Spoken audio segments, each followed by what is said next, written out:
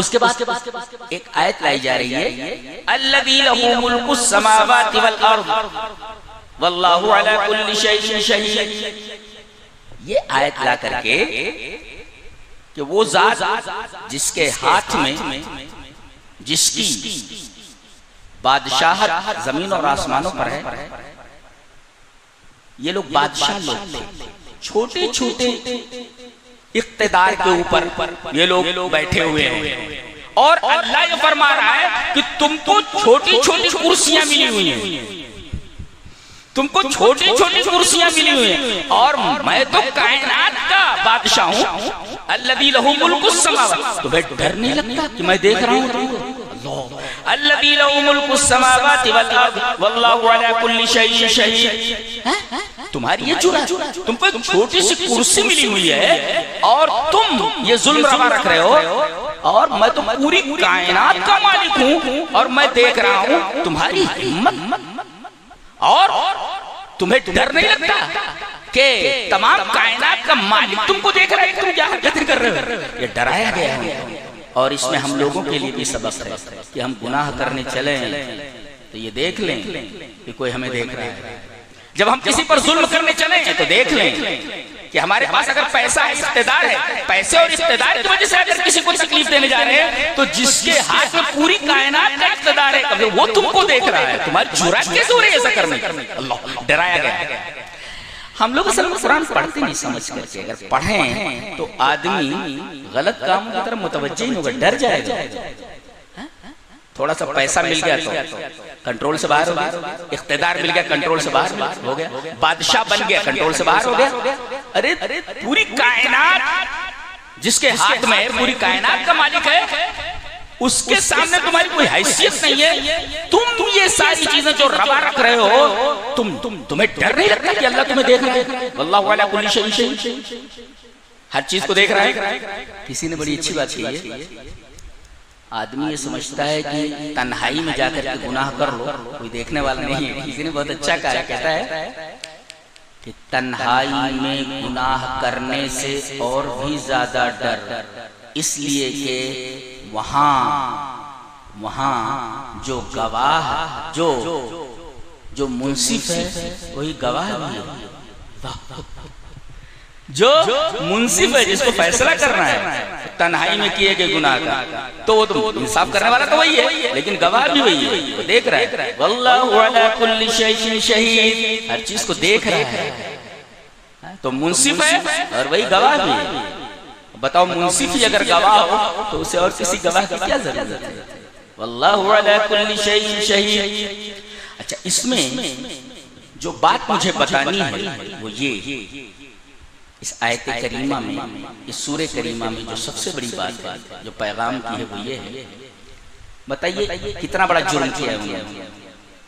जिंदा जला दिया उन्होंने, एक आदमी को नहीं, 12,000 आदमी को उन्होंने जिंदा जला दिया। कितना बड़ा पाप। हमारी शरीयत के अंदर चींटी को जलाने से मना किया गया।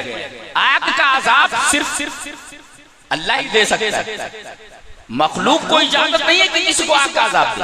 बुखारी शरीफ की रिवायत है कि एक नबी एक जगह से गुजरे तो खड़े थे, अचानक उनके पैर में तकलीफ हुई तो उन्होंने देखा तो एक चींटी लिपटी हुई काट रही है। अरे वो चींटियों के घर के पास खड़े थे लात रख करके, तो चींटी काटेगी नहीं, उसके घर के पास क्यों आए तुम उसके घर को खराब करने? तो चींटी ने काट लिया।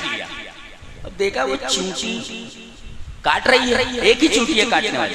फअमरा बिक़रयतिन नमली फउहरिक़त, कहा गया पूरी बस्ती को जला दिया जाए। हुक्म दिया गया और पूरी बस्ती चींटियों को जला दी, सारी चींटियों को जला दिया गया, पूरा एंड था वो सब जला दिया।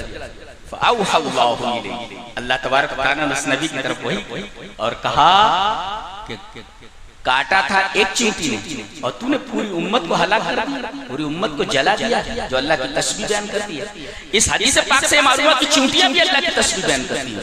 और एक नुक्ता ये भी मिला कि गुनाह जो करे सजा उसको दो, पूरी कौम को एक की वजह से पूरी कौम को सजा देना, ये कहाँ का इंसाफ? वही बताया गया, एक चींटी ने काटा लेकिन पूरी बस्ती चींटियों की जला दी गई, तो खता एक ने की और सजा पूरी कौम को मिली। ये इंसाफ नहीं है कि खता कोई करे और सजा पूरी कौम को दी जाए। बहुत बड़ा गुनाह किया इन्होंने, किसी को जिंदा जला देना बहुत बड़ा गुनाह है। अब इस पर हम लोग, बाज लोग ये समझते हैं कि हमने बहुत ज्यादा गुनाह कर लिए हैं तो अल्लाह हमें माफ नहीं करेगा। एक दवा बताई, कहा इतना बड़ा पाप कर चुके हो तुम लोग, इतने लोगों को तो जिंदा जला चुके हो, लेकिन अगर एक काम कर लो तो हम तुम्हें माफ कर देंगे। इतने बड़े गुनाह के मुर्तकिब को भी हम माफ कर देंगे। क्या है? तौबा। अल्लाह सुभान अल्लाह, अल्लाह कितना रहीम, अल्लाह कितना रहीम। इतने बड़े गुनाह करने वालों के बारे में कह रहा है तौबा करो हम तुम्हें माफ कर देंगे। आगे फरमाएगा, इन्नल्लज़ीना फ़तनुल मुअमिनीना वल मुअमिनाति सुम्मा लम यतूबू फलहुम अज़ाबु जहन्नम व लहुम अज़ाबुल हरीक़। ये जिन लोगों ने मोमिना औरतों को और मोमिन मर्दों को जिंदा जला दिया, फितने में मुब्तला किया, उन्हें अजाब दिया, फिर इन्होंने तौबा नहीं की, तो इनके लिए एक तो जलाने का अजाब है, दूसरे जहन्नम का अजाब, डबल डबल अजाब है। एक तो ये जलाने का अजाब और दूसरे जहन्नम का अजाब। हैरत की बात है, अल्लाह तबारक व तआला के रहम का अंदाजा आप नहीं लगा सकते कि इतने बड़े गुनहगार जिंदा जलाने वाले लोगों के बारे में कह रहा है कि अगर ये लोग भी मुझसे तौबा कर लें तो मैं उनके गुनाहों को माफ करने के लिए तैयार। तो मरने से पहले ये तौफीक जिसको मिल जाए कि अपने गुनाहों से तौबा कर ले, उससे ज्यादा खुशनसीब कोई नहीं। और अल्लाह के रहम का अंदाजा होगा कि कभी भी कितना भी बड़ा गुनहगार हो, किसी भी गुनहगार को मायूस होने की जरूरत नहीं है। कहा गया ला तक़नतु मिन रहमतिल्लाह इन्नल्लाह यग़फ़िरुज़्ज़ुनूब जमीआ इन्नहु हुवल गफ़ूरुर रहीम।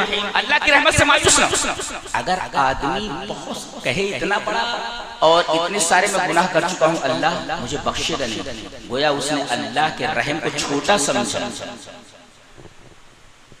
आदमी कितना भी गुनाह कर ले, लेकिन अल्लाह तबारक व तआला की रहमत उससे बड़ी है, उसके गुनाहों से बड़ी। जी लिहाजा मायूस नहीं होना चाहिए। इतने बड़े गुनहगारों के बारे में कहा जाता है अगर ये लोग तौबा कर ले तो मैं माफ करूंगा। इन्नल्लज़ीना फ़तनुल मुअमिनीना वल मुअमिनाति सुम्मा लम यतूबू, ये मोमिनीन को जिंदा जलाने वाले लोग अगर ये तौबा नहीं किए तो इनके लिए दो अज़ाब, जलाने का अज़ाब, जहन्नम का। यानी इसमें तालीम दी गई कि अपने गुनाहों से तौबा कर लो, कितना भी बड़ा गुनाह हो, अगर तौबा का आंसू तुम्हारी आंखों से निकल जाए तो अल्लाह तुम्हें माफ कर देगा। ये है इस सूरत का खुलासा।